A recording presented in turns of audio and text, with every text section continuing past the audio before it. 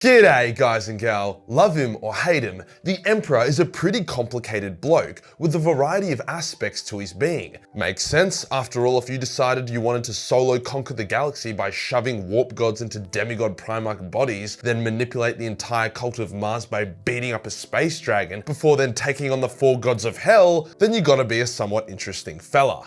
The Primarchs, despite their many issues, are also pretty interesting. After all, they are a genetic marvel combined with soul magic. As a part of being his children, each Primarch embodies and represents a different aspect of the Emperor. For some Primarchs, this aspect is pretty obvious, for others more subtle. Some Primarchs seem to contain multiple aspects of the Emperor, which elevates them above their brothers. Before we get started, it's really important to me that brands that sponsor my channel are brands that I genuinely find relevant. Considering ZBiotics, today's sponsor is a pre-alcohol probiotic that you drink before drinking alcohol to avoid that rough next morning and get back to living your sad little lives, I can confidently say that that is pretty bloody relevant to me as an Australian. Now, I could explain the science behind ZBiotics and how it helps to enjoy some drinks and then still be able to have a full day planned tomorrow by testing it on a night out with some friends, or I could just socially drink by myself for a laugh. Well, after that lovely socially responsible solo drinking session, I can comfortably say that the following morning was easier than usual. The following day wasn't the usual total write-off. For you guys who struggle after a couple of drinks with mates, you should really give ZBiotics a go, especially since using my link and code Majorkill below, you get 15% off your first order.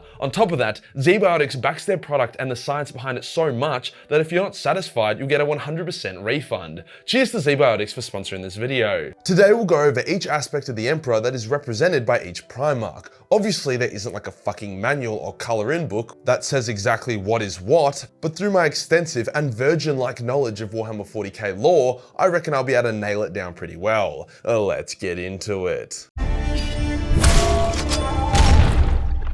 Our first Primarch, and best Primarch in my humble expert opinion, is Lionel Johnson. The Lion is considered to be one of the most Emperor-like of the Primarchs, with his Primarch aura being noticeably more present and powerful than his brothers. For example, Astartes from other legions who have never felt like kneeling before their own Primarch get the urge to kneel before the Lion. As such, the main aspect of the Emperor within the Lion is his commanding presence and unbreakable reliability. The Emperor saw the First Legion as utterly loyal, dependable, and even gave them forbidden weaponry and technology that the other legions were banned from using. It's likely the Emperor felt a lot of kinship with the Lion and knew he could be trusted. A secondary aspect of the Emperor within the Lion would be his nobility. However, as the Lion grew up as a techno-space knight, that aspect probably didn't come entirely from the Emperor. The second Primarch's aspect of the Emperor is his ability to play hide and seek. So great is this power that even Corvus struggles to compete with him. Maybe it's because he's dead and buried with his name struck from the annals of history, rather than any particular Emperor-given gift. Fulgrim's aspect of the Emperor was one of the big things that led to his downfall. That aspect was his pursuit of perfection. Whilst the Emperor also had this aspect, I mean, just look at the Custodes, god fucking damn, that makes me hard. It was counterbalanced by his numerous other aspects. Fulgrim didn't have this diversity of character traits, hence Slaanesh was able to exploit him. A secondary aspect of the Emperor within Fulgrim was his theatrics. The armor of the Emperor's children was sublime, as was their martial prowess. The Emperor crafted the Custodes to be unreplicatable works of art. Same goes for their weapons and armor. Ironically, the Emperor's children and the Custodes aesthetic are very similar, showing the aspect of the Emperor within Fulgrim. Perturbo did get shit on a lot, but he also inherited an impressive aspect of the Emperor, that being the Emperor's technological genius and near omnipresent craftsmanship. Perturbo could look at a complex machine and instantly know its purpose, how it was made, and how to improve it. The Emperor had a similar gift, which is why the Mechanicus was happy to accept him as their Omnissiah. After all, if the Emperor wasn't the smartest scientist in the galaxy, then Mars wouldn't have accepted him as their god.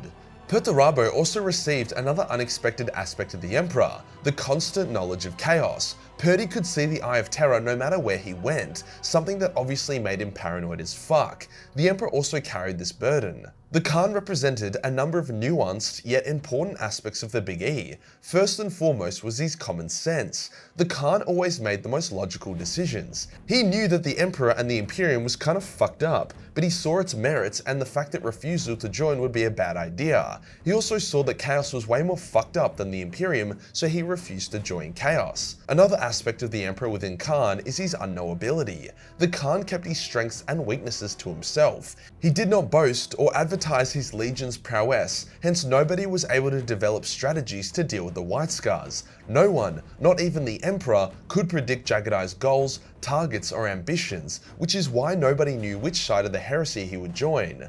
The Emperor was actually pleasantly surprised that he remained loyalist. Whilst Russ and the Emperor might seem like two very different dudes, there is a reason why the Emperor held him in such high regard and trusted him with the most vicious, grueling tasks. That's because Russ inherited the Emperor's ruthless fury. The fury of Russ was legendary, allowing him to best Magnus in combat despite Magnus being a literal wizard, and it even allowed him to beat Horus in a duel, despite Horus getting sucked off by the ruinous powers. The only thing that tempered this fury was his secondary aspect from the Emperor, his humanity. Russ was very human, hanging out with his warriors as if they were brothers even before they became Astartes. He drank, joked, laughed, and partied. He felt despair at having to cuss down Magnus, and he hesitated before killing Horus after beating him. The lesson he tried to teach Angron was a direct result of his humanity. It's that human aspect of the Emperor within Russ that makes him such an interesting Primarch. Fortunately for Dawn, we have some in-law quotes that establish what aspect of the Emperor he represented. Gilim says Dawn was the Emperor's capacity for strategy and contingency planning. More specifically, his legendary building skills. Whilst Dawn mostly used those building skills for war, it was a lot more than that. He had built one of the largest empires out of all the Primarchs before the Emperor had found him, and he always longed for the day the Crusade would end so he could build works of marvel and art for mankind. Conrad inherited two key aspects of the Emperor. The first was his foresight, able to accurately see the future in great detail, which is a gift that the Emperor also had. However, the most prominent aspect was his extremely strong sense of justice. Conrad's sense of justice, despite being ruthless and maybe misguided, was absolute and incorruptible. He was able to turn the most crime-ridden world in the galaxy into a completely lawful and crimeless planet. Sure, he had to skin thousands of people to do it, and it all came crashing down when he left, but it was a very solid effort. For example, suicide was illegal, so when someone tried to do it, he would stop them and then brutally execute them for breaking the law. Sanguinea shared the Emperor's foresight with Conrad, except Sanguinius's didn't drive him bat-shit insane. See what I did there? Other than that, Sanguinius was one of those Emperor-like Primarchs that were elevated above his brothers. His martial fury was a big aspect of the Emperor within him, but so was his desire to save mankind and see the best in people. He was universally beloved and seen as the spiritual successor to the Emperor. Ferris represented the Emperor's lack of brains about certain decisions. However, for Ferris, it was much more literal. In seriousness, Ferris was the Emperor's strength. He would never back down from a fight, and he believed that the strong would save humanity. As such, he sought to make humanity as strong and powerful as possible, just like the Emperor did when he created his demigod Primarchs and their demigod legions. Primarch 11 was a shining example of the Emperor's ability to blend in with humanity undetected for 30,000 years. This is shown by the fact that nobody has a clue who the fuck Primarch 11 is. It's not very clear which aspect of the Emperor Angron represented, as the Butcher's nails completely stripped away Angron's personality, abilities, and purpose to replace it with a very, very angry man, with enough veins pulsating on his face to make him look like an abused cock. Ironically, based on Angron's empath abilities and honor he had before he got nails in his fucking brain, he likely contained the aspect of the Emperor's morality, empathy, and honor. How far Angron fell. Gilim is another easy one. By his own admission, he represents the Emperor's statesmanship, more specifically, his obscenely impressive administrative skills. Despite how boring that sounds, it actually makes Gilim one of, if not the most effective Primarch in existence. After all, what is better for war? A Primarch who can eat a nuke to the face and smack bitches with a big ass Warhammer,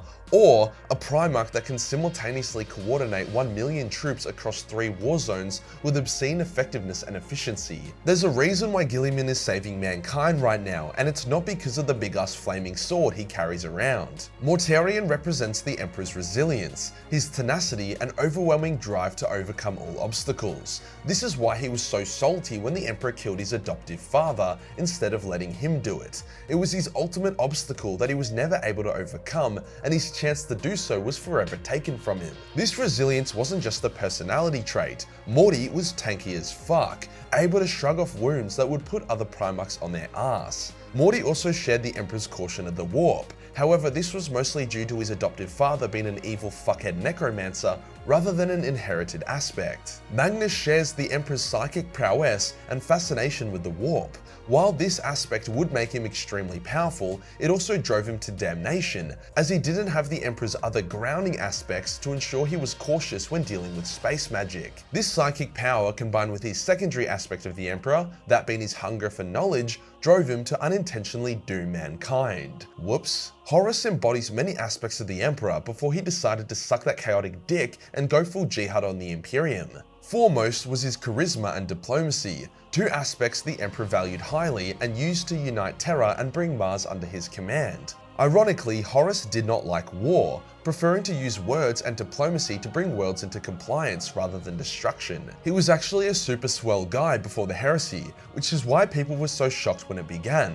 Imagine the nicest, most reasonable and charismatic person you know one day turning around and being like, "Hey bro, you wanna go finger blast and then murder that orphanage?" It's jarring stuff. Lorgar's aspect of the Emperor is very ironic. His zeal, inspiring presence, and desire for truth was supposed to make him the perfect herald of the Imperial truth. The Primarch who would convert even the most hardcore choir boy fiddlers into secular atheists. As things played out, these Emperor-given qualities would have the opposite effect. His zealous passion and ability to inspire being used to create and convert religion rather than dispel it. A funny note is that Lorgar was said to look the most like the Emperor out of all the Primarchs. Vulcan inherited two key aspects from his father. Firstly was his status as a perpetual, meaning he could regenerate from nearly any wound, just as the Emperor could. Second was his kindness, something the Emperor loved about him. He even said that Vulcan was his greatest creation because he was a genuinely kind person, a human amongst gods. Vulcan also inherited some of his father's technological genius and craftsmanship, able to create weapons and devices that even Perturbo would struggle with. Corvus Korax represented his father's subtlety and stealth. After all, the Emperor has walked hidden amongst humanity for dozens of thousands of years, subtly influencing and striking out to achieve his results. Beyond that, Corvus and the Emperor were pretty different, with Corvus hating tyrants and oppressors, whilst the Emperor was one himself. They did hold a lot of mutual respect for each other despite this. Alpharius Omegan held two aspects of the Emperor. The obvious one was their talent for subterfuge, misdirection, and manipulation, something that has made the Alpha Legion so powerful and effective. However, more so than any of his brothers,